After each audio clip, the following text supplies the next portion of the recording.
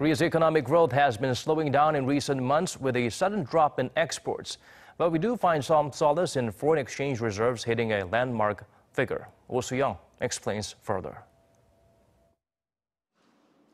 South Korea's foreign exchange reserves topped $400 billion for the first time in June, bolstering the country's financial stability. The Bank of Korea said Wednesday the country's reserves grew $1.3 billion from the previous month to $400.3 billion. The record-breaking figure comes more than 7 years after the country's foreign reserves passed the $300 billion threshold in 2011. It is also 100 times larger than the reserves of just $4 billion back in 1997, during the Asian financial crisis. A bank official said the recent surge was largely due to a steady current account surplus and also cited constant gains in assets held in foreign currencies. Securities holdings alone reached $367 billion, up by $1.56 billion on month.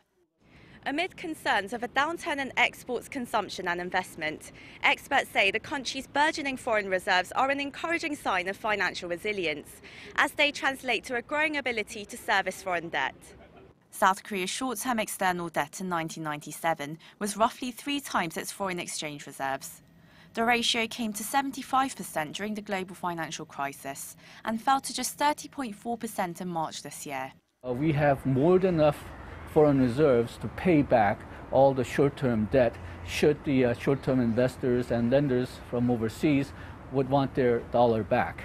If the investors have confidence that Korea has enough dollars to pay them back, then paradoxically, they're less liable to ask for their money back. However, the expert says the country shouldn't grow complacent, but rather work to maintain the right balance of foreign reserves in the vault.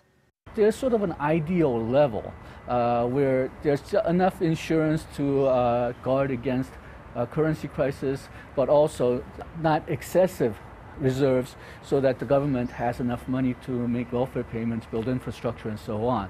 Having a lot of foreign currency reserves do make Korean government more vulnerable to changes in exchange rates. When the dollar strengthens, it's good for the Bank of Korea because their assets go up, but if the dollar weakens, then it's bad for Bank of Korea because the value of their assets go down. Some experts are also concerned that there may be limits to increasing foreign currency holdings when Korea begins disclosing its market intervention records next year, following pressure from the US and the IMF, so as to avoid being labelled as a currency manipulator. Soo-young, Arirang News.